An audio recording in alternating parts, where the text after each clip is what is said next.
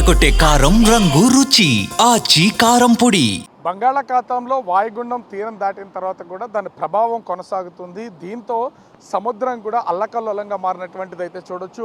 విజువల్లో చూస్తే సముద్ర తీర ప్రాంతం ఏ విధంగా ఉందో సముద్రం లోపల కూడా అదే విధంగా దాదాపుగా 40 నుంచి 50 కిలోమీటర్ల వేగంతో ఈదురుగాళ్ళు వీస్తున్నటువంటి పరిస్థితి అయితే కనిపిస్తుంది. సముద్రము చాలా అంటే ఈ సమయంలో ఇంచుమించుగా కొంత ప్రశాంతంగా ఉంటుంది. కానీ అటు వాయుగుండం ప్రభావంతో తీవ్ర రూపం దాల్చినటువంటి పరిస్థితి అయితే ఉంది. ఇప్పటికే నిన్న తీవ్ర వాయుగుండం గోపాల్పూర్ దగ్గర ఇది తీరం దాటిన తర్వాత కొంత నెమ్మదించి ప్రస్తుతం అయితే వాయుగుండంగా కొనసాగుతుంది. ఇది పూర్తిగా బలహీనపడితే కానీ దీని ప్రభావం వర్షాల రూపంలో తగ్గే అవకాశం అయితే లేదు. దీంతో ఇప్పటికే మత్స్యకారులు ఎవరూ వేటకు వెళ్ళొద్దని వాతావరణ శాఖ అధికారులు అయితే హెచ్చరికలు జారీ చేసినటువంటి పరిస్థితి అయితే ఉంది.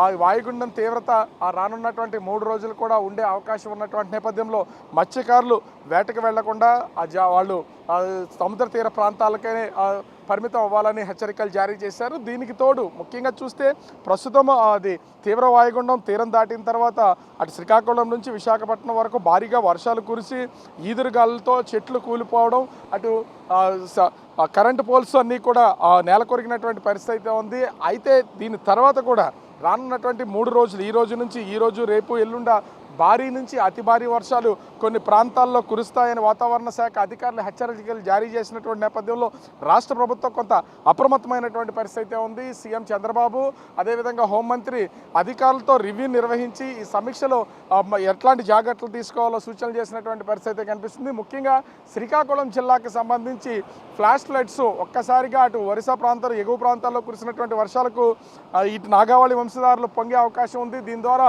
ఎంతోమందికి నష్టం కలుగుతుంది. కాబట్టి ఎలాంటి ప్రాణ నష్టం కలగకుండా ఉండేలాగా జాగ్రత్తలు తీసుకోవాలి. అధికారులు సిబ్బంది అప్రమత్తంగా ఉండాలని కంట్రోల్ రూమ్లో ఏర్పాటు చేయడంతో పాటుగా సంసిద్ధం చేసినటువంటి పరిస్థితి కనిపిస్తుంది.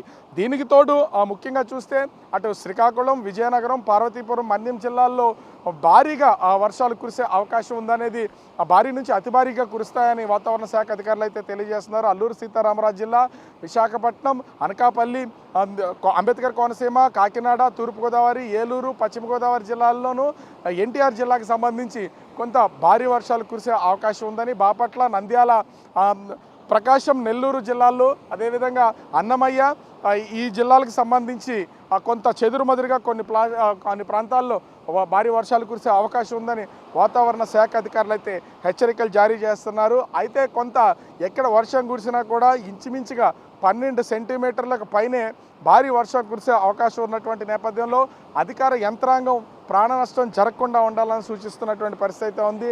గడిచినటువంటి 2 నెలల కాలంలో కంటిన్యూగా ఈ వర్షాలు అదేవిధంగా అల్పపీడనాలు ఏర్పడడం, వీటికి తోడు ఈ అల్పపీడనాల్లో ఉరుములు మెరుపులతో పాటుగా పిడుగులు పడుతున్నటువంటి పరిస్థితి ఉంది. పిడుగులు పడే సమయంలో అనేక మంది ప్రజలతో పాటు ముఖ్యంగా పశువులు కూడా చనిపోతున్నటువంటి పరిస్థితి ఉంది.